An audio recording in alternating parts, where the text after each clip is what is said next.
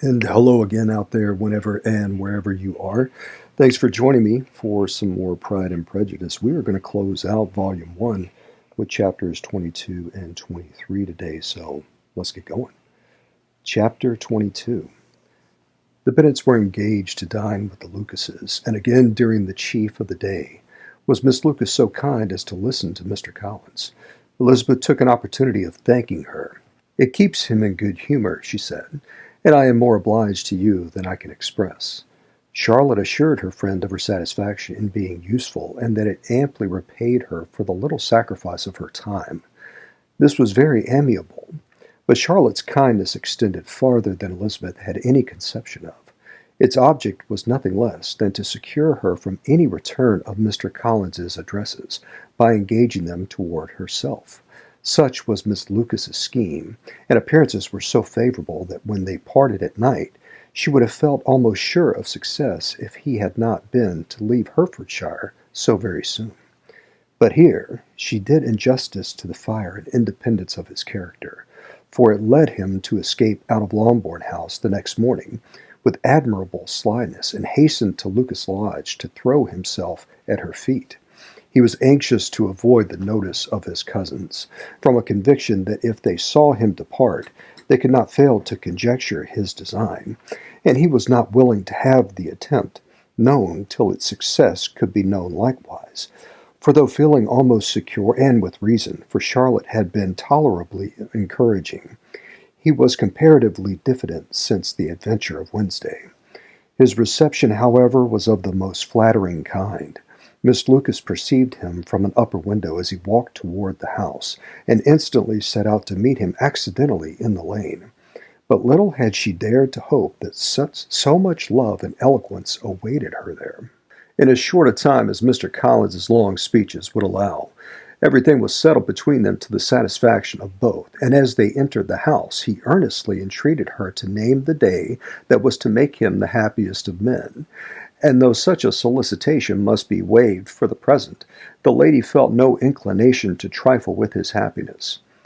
The stupidity with which he was favored by nature must guard his courtship from any charm that could make a woman wish for its continuance, and Miss Lucas, who accepted him solely from the pure and disinterested desire of an establishment, cared not how soon that establishment were gained. Sir William and Lady Lucas were speedily applied to for their consent, and it was bestowed with a most joyful alacrity. Mr. Collins's present circumstances made it a most eligible match for their daughter, to whom they could give little fortune, and his prospects of future wealth were exceedingly fair.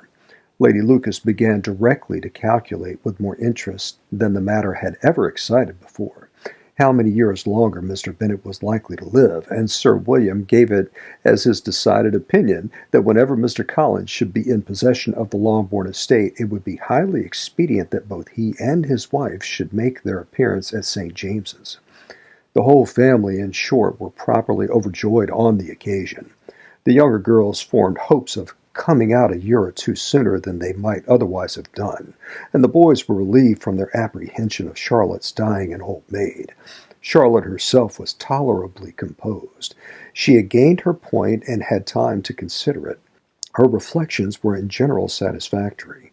Mr. Collins, to be sure, was neither sensible nor agreeable. His society was irksome, and his attachment to her must be imaginary, but still he would be her husband. Without thinking highly either of men or of matrimony, marriage had always been her object. It was the only honorable provision for well-educated young women of small fortune, and however uncertain of giving happiness, must be their pleasantest preservative from want. This preservative she had now obtained, and at the age of 27, without having ever been handsome, she felt all the good luck of it.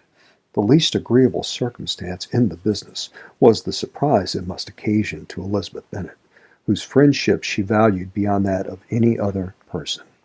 Elizabeth would wonder, and probably would blame her, and though her resolution was not to be shaken, her feelings must be hurt by such disapprobation. She resolved to give her the information herself, and therefore charged Mr. Collins, when he returned to Longbourn to dinner, to drop no hint of what had passed before any of the family. A promise of secrecy was, of course, very dutifully given. but it could not be kept without difficulty, for the curiosity excited by his long absence burst forth in such very direct questions on his return as required some ingenuity to evade, and he was at the same time exercising great self-denial, for he was longing to publish his prosperous love.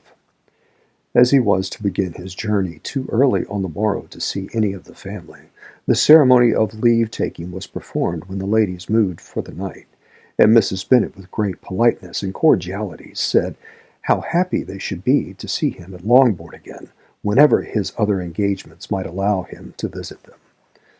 "My dear madam," he replied, "this invitation is particularly gratifying, because it is what I have been hoping to receive, and you may be very certain that I shall avail myself of it as soon as possible." They were all astonished, and Mr. Bennet, who could by no means wish for so speedy a return, immediately said, "But is there not danger of Lady Catherine's disapprobation here, my good sir? You had better neglect your relations than run the risk of offending your patroness." "My dear sir," replied Mr. Collins, "I am particularly obliged to you for this friendly caution, and you may depend upon me not taking so material a step without her ladyship's concurrence. You cannot be too much on your guard. Risk anything rather than her displeasure, and if you find it likely to be raised by your coming to us again, which I should think exceedingly probable, stay quietly at home, and be satisfied that we shall take no offence." "Believe me, my dear sir, my gratitude is warmly excited by such affectionate attention, and depend upon it you will speedily receive from me a letter of thanks for this, as well as for every other mark of your regard during my stay in Hertfordshire. As for my fair cousins, though my absence may not be long enough to render it necessary, I shall now take the liberty of wishing them health and happiness, not excepting my cousin Elizabeth." With proper civilities the ladies then withdrew, all of them equally surprised to find that he meditated a quick return. Mrs. Bennet wished to understand by it that he thought of paying his addresses to one of her younger girls, and Mary might have been prevailed on to accept him. She rated his abilities much higher than any of the others. There was a solidity in his reflections which often struck her, and though by no means so clever as herself, she thought that if encouraged to read and improve himself by such an example as hers, he might become a very agreeable companion. But on the following morning, every hope of this was done away. Miss Lucas called soon after breakfast, and in a private conference with Elizabeth related the event of the day before. The possibility of Mr. Collins's fancying himself in love with her friend had once occurred to Elizabeth within the last day or two, but that Charlotte could encourage him seemed almost as far from possibility as that she could encourage him herself, and her astonishment was consequently so great as to overcome at the first bounds of decorum, and she could not help crying out, "Engaged to Mr. Collins, my dear Charlotte, impossible!" The steady countenance which Miss Lucas had commanded in telling her story gave way to a momentary confusion here on receiving so direct a reproach, though, as it was no more than she expected, she soon regained her composure and calmly replied, "Why should you be surprised, my dear Eliza? Do you think it incredible that Mr. Collins should be able to procure any woman's good opinion, because he was not so happy as to succeed with you?" But Elizabeth had now recollected herself, and making a strong effort for it, was able to assure her with tolerable firmness that the prospect of their relationship was highly grateful to her, and that she wished her all imaginable happiness. "I see what you are feeling," replied Charlotte. "You must be surprised, very much surprised, so lately as Mr. Collins was wishing to marry you. But when you have had time to think it all over, I hope you will be satisfied with what I have done. I am not romantic, you know. I never was. I ask only a comfortable home, and considering Mr. Collins's character, connections, and situation in life, I am convinced that my chance of happiness with him is as fair as most people can boast on entering the marriage state." Elizabeth quietly answered, "Undoubtedly," and after an awkward pause they returned to the rest of the family. Charlotte did not stay much longer, and Elizabeth was then left to reflect on what she had heard. It was a long time before she became at all reconciled to the idea of so unsuitable a match. The strangeness of Mr. Collins's making 2 offers of marriage within 3 days was nothing in comparison of his being now accepted. She had always felt that Charlotte's opinion of matrimony was not exactly like her own, but she could have not supposed it possible that when called into action she would have sacrificed every better feeling to worldly advantage. Charlotte, the wife of Mr. Collins, was a most humiliating picture, and to the pang of a friend disgracing herself and sunk in her esteem was added the distressing conviction that it was impossible for that friend to be tolerably happy in the lot she had chosen. Chapter 23. Elizabeth was sitting with her mother and sisters, reflecting on what she had heard, and doubting whether she were authorized to mention it, when Sir William Lucas himself appeared, sent by his daughter to announce her engagement to the family. With many compliments to them and much self-gratulation on the prospect of a connection between the houses, he unfolded the matter to an audience not merely wondering but incredulous, for Mrs. Bennet, with more perseverance than politeness, protested he must be entirely mistaken, and Lydia, always unguarded and often uncivil, boisterously exclaimed, "Good Lord, Sir William, how can you tell such a story? Do not you know that Mr. Collins wants to marry Lizzie?" Nothing less than the complaisance of a courtier could have borne without anger such treatment, but Sir William's good breeding carried him through it all, and though he begged leave to be positive as to the truth of his information, he listened to all their impertinence, and with the most forbearing courtesy. Elizabeth, feeling it incumbent on her to relieve him from so unpleasant a situation, now put herself forward to confirm his account, by mentioning her prior knowledge of it from Charlotte herself, and endeavored to put a stop to the exclamations of her mother and sisters, by the earnestness of her congratulations to Sir William, in which she was readily joined by Jane, and by making a variety of remarks on the happiness that might be expected from the match, the excellent character of Mr. Collins, and the convenient distance of Hunsford from London. Mrs. Bennet was in fact too much overpowered to say a great deal while Sir William remained, but no sooner had he left them than her feelings found a rapid vent. In the first place, she persisted in disbelieving the whole of the matter. Secondly, she was very sure that Mr. Collins had been taken in. Thirdly, she trusted that they would never be happy together. And fourthly, that the match might be broken off. 2 inferences, however, were plainly deduced from the whole.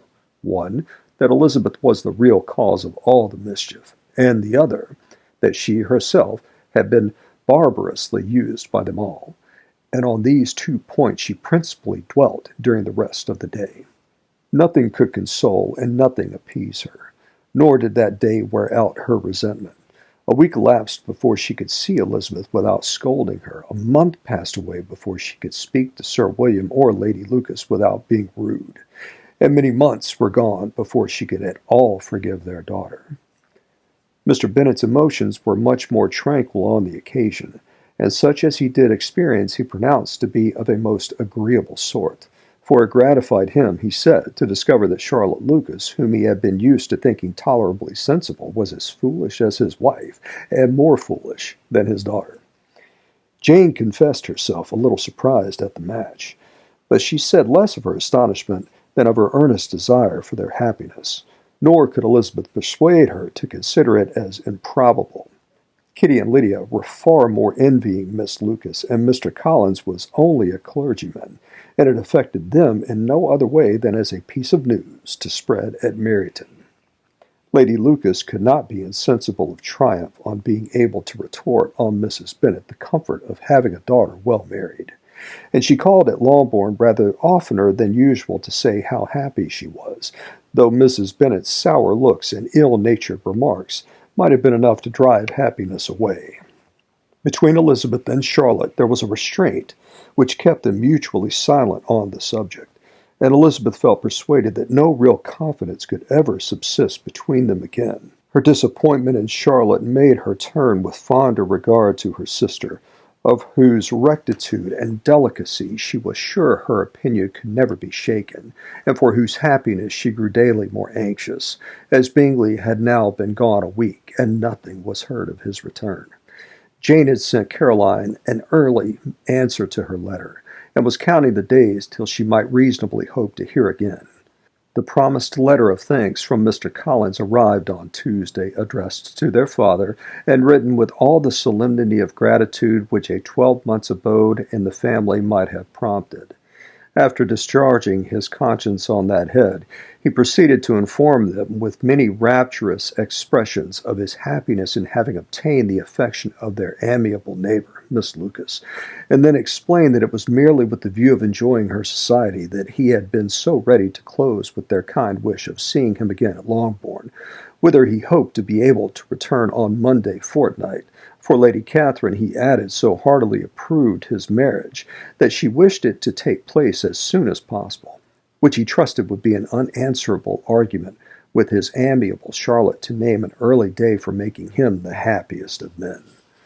Mr. Collins's return into Hertfordshire was no longer a matter of pleasure to Mrs. Bennet.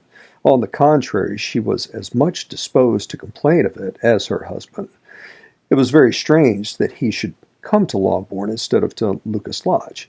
It was also very inconvenient and exceedingly troublesome. She hated having visitors in the house while her health was so indifferent, and lovers were of all people the most disagreeable. Such were the gentle murmurs of Mrs. Bennet, and they gave way only to the greater distress of Mr. Bingley's continued absence.